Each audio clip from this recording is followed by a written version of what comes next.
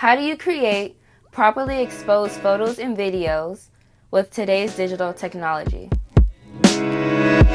This is a mirrorless digital camera. Light passes through the lens and right onto the image sensor.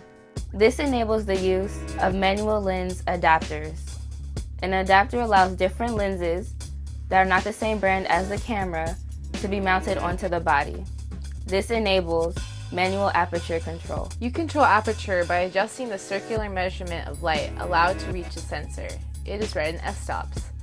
This lens is called a 2.8 because the lowest f-stop is f2.8. f22 allows the least amount of light, and f2.8 opens up the aperture to allow the maximum amount of light onto the sensor.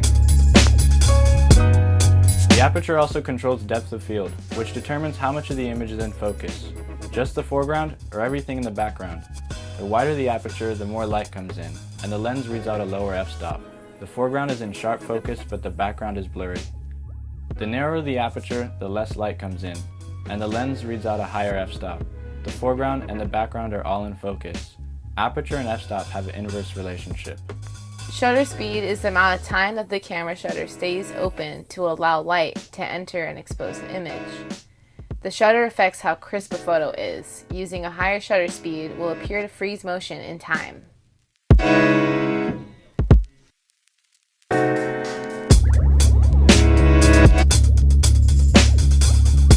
ISO is the sensitivity of the camera sensor to light. The higher the ISO, the brighter you can make your exposure, but the more noise you get in the image. If you are in a bright, sunny environment, your ISO can be set lower than if you are in a dark, indoor environment like this one. To properly expose your images, pay attention to the three elements of aperture, shutter speed, and ISO. Understanding how these interact will give you more control over your creative image-making process. Brought to you by Creative Catalyst.